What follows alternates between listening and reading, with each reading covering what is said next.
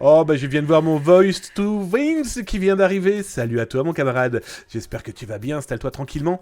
Tu es pile poil au bon moment, j'attaque les premières actualités. Et les premières actualités, eh bien, autant y aller franco, c'est du lourd, malheureusement. On se retrouve encore une fois avec des pirates informatiques, quels qu'ils soient, avec de véritables intentions malveillantes. Et l'article vient d'être tout juste d'être diffusé. C'est pour vous, sur Twitch, sur YouTube.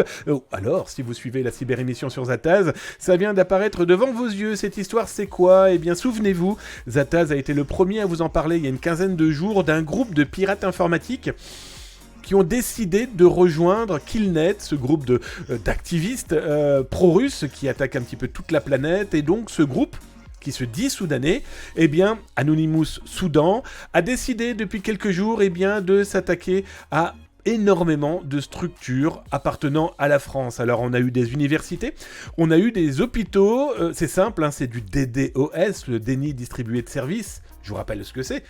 C'est comme si un camion de poubelle venait devant chez vous et vidait toutes ces poubelles devant vos portes et vos fenêtres et vous ne pouvez plus rentrer. Vous ne pouvez plus rentrer et sortir de chez vous.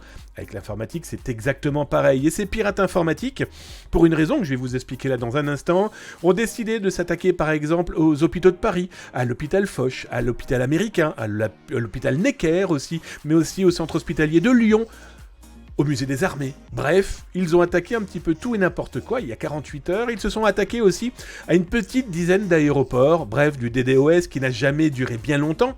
Heureusement. Voilà. Là, c'est l'un des messages qu'ils ont diffusés. Eh bien, la France, nous allons vous attaquer. Nous allons vous attaquer dans tous les sens. Et il n'y a pas plus tard que 2 heures, là, au moment où je vous parle, ils ont attaqué l'Agence nationale de sécurité des systèmes d'information, l'ANSSI. Alors, à première vue, ils s'y sont cassés les dents, mais ça ne m'étonne même pas, vu l'efficacité et le professionnalisme des gens qui sont derrière l'ANSSI. Les pirates ont dit, bon bah écoutez, cette attaque à l'encontre de l'ANSSI n'était qu'un test, alors nous arrêtons de les attaquer et nous allons continuer à attaquer les universités. Il est vrai que s'attaquer à des universités, c'est beaucoup plus simple que de s'attaquer à de véritables professionnels de la cybersécurité.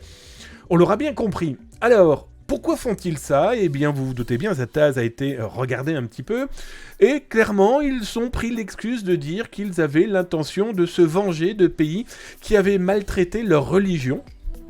Bon, bah écoutez, c'est une excuse comme les autres, je pense aussi qu'ils sont manipulés.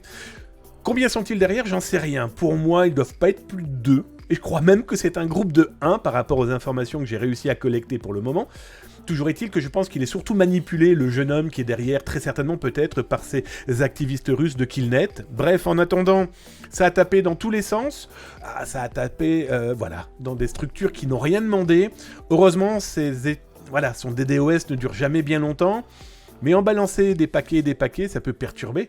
Alors, regardez la semaine dernière, 4 heures d'attaque des DOS contre Zataz avec 2 Tera de connexion dans la joie et la bonne humeur. Bon bah écoutez, il a envie de s'exprimer ce garçon. Alors on vient de le contacter, on va voir ce qu'il va nous répondre.